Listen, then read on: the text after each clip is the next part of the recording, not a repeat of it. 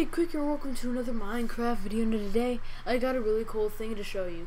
But before I say, I must apologize why I haven't been posting videos lately. I just got really lazy. I'm sorry. But there really isn't any excuse that I can say or anyone else can say for you to forgive me not posting videos. Like, I just got really lazy, and yeah, that's all I can really say. But besides that, make sure to leave a like, share it to Tumblr, Facebook, Twitter, whatever you can. Make sure to comment on what else you want to see and if my video is good or bad, and some improvements you can put on it. And please don't be a hater in the comments. Nobody likes haters. And also, if you're really generous, slam your face into that subscribe button. Now let's get on with today's video. Now today I have an item frame selector, but it changes names. So since this is first level, once I press this button, it'll go to the first level. There's nothing on this level. Once I press this button, I'll go back here. So if I click this once, it'll go to first level, to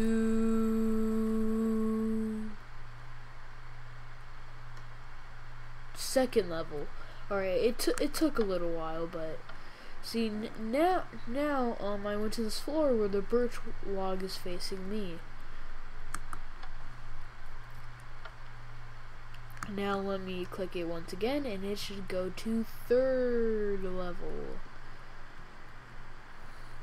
There you go.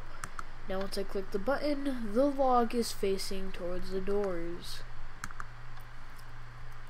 Now once again, if I click it, it will go to fourth level.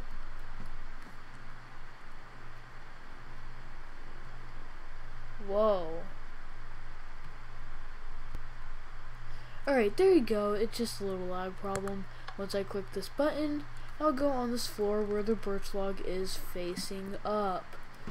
Laggy, lag, frame rape. So once I go back to this, once I click this again, it will go to first level.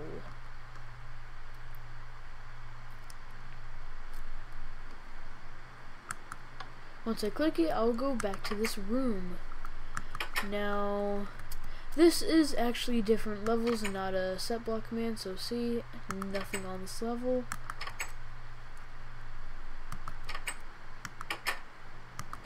And then the birch logs on the other levels.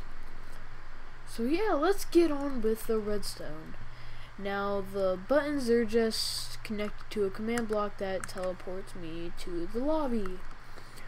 So right here we got a fill clock. If you don't know what a fill clock is, I suggest you check on Centron's fill clock video. It's really nice, and yeah. So basically it's just filling in this area with redstone blocks and stone blocks every 1 tick, I believe. So yeah. Now this next command block is a test for blocks command.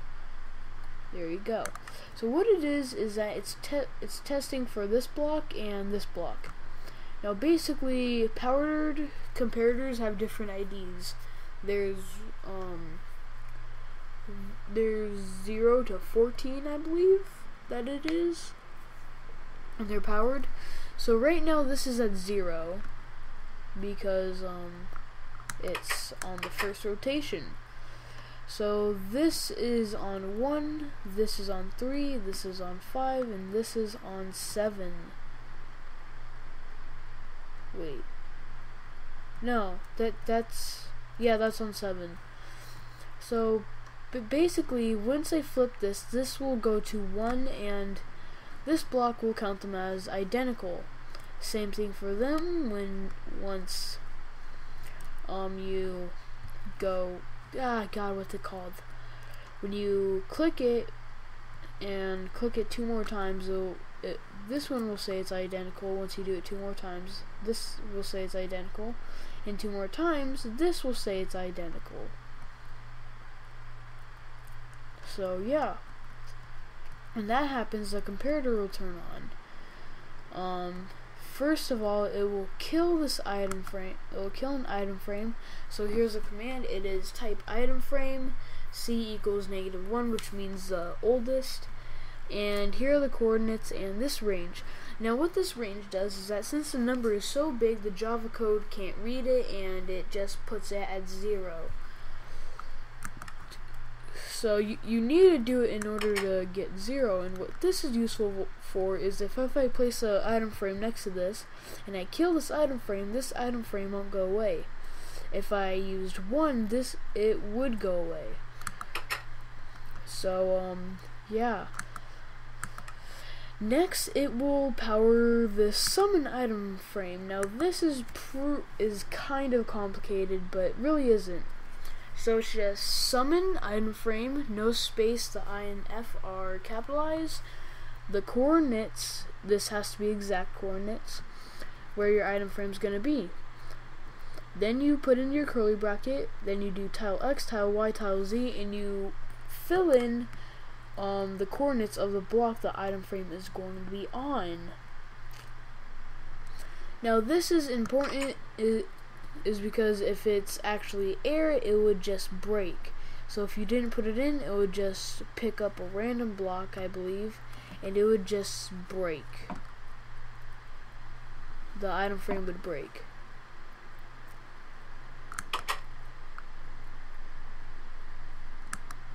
So then we have to do direction. Now if we put up the F3 screen, if you look right here facing south, you see south is 0, west is 1, north is 2, and east is 3. So if you look in here, it's 2, which means it is north. Yeah, it's north. So then this item thing is very important. This is how you get your named items, and yeah. So basically you just put an item colon curly bracket, then you put in the ID of your item. It has to be a numeric ID. Then you put in tag colon curly bracket display colon curly bracket name with a capital N colon and then the name. Now you can put quotations if you want, if there's like quotes within your name. So like say your name was he is a beast and you're that person who has to put that this at in between the he and the S and he's. Let's get back here. It would be useful to put quotations around your name. Now then you close off from here to here, so then you put 3 curly brackets after that. Then you put in item rotation with the capital I, R, and no space. So then you put in your colon and then the number. Now this is really kind of strange, it's really weird. So let's just get a barrier block and an item frame. And I guess a lever. So then if I place this barrier block and I place an item frame, once I place this lever in, that is direction 0. That is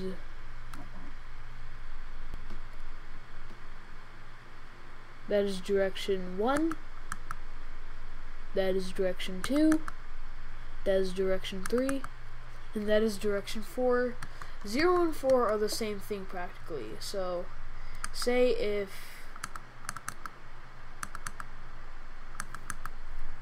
there we go. So say if this was originally 0, I could have it 4, which will basically do the same thing as 0. So yeah, now you know how when I switch it, it will basically change the name. So now let's get on to what I did in order to tell when I press the button to activate a different command. So basically, right here is a set block redstone command. It basically places a redstone. No. Basically, places a redstone block in between these. Now what these do is that these, alright, so this is a fill air command. This fills from here to here with air. So say when I place this redstone block, it will basically get rid of that redstone block. What this is used for is that when it places, and that places, and that places, and that places, you wouldn't be able to use this again. So that's what that fill air is for. Then it will do this. It will fill from here to here. Now, that's for the same reason basically, because this command block places a redstone block here. So what it does is just basically clears that and places a redstone block here. So it can alternate.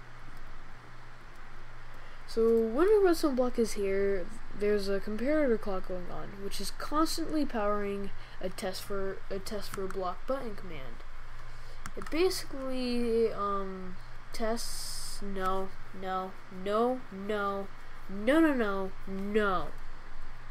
There you go. I hate lag. I hate it. So basically tests for that block where the button is if it's powered. Now if you do set block relative stone button, 9 would be east, 10 would face west, 11 would face south, and 12 will face north, and 13 will face upwards, and 14 will face downwards. So yeah, if you want to use a button that's like on a block, on top or bottom. So yeah, once it tests for if the button is pressed, it's basically going to activate this teleport command. It's just relative. It basically sends you up a certain amount of blocks based off what level it is. So that is 10, I believe. That's 15, that's 20, and that's 5. So next comes up is the reset test for button. So it basically places a command block here with the same command in it. Now you might be wondering, that is completely useless. But really what it does is that it turns off this comparator. So you can use it again. So here's the command. It is a set block, relative, Minecraft command block, curly bracket, command with the capital C, and then the command in it. Like I said, you should use quotation marks around these and end it with a curly bracket. So yeah, that is how you make a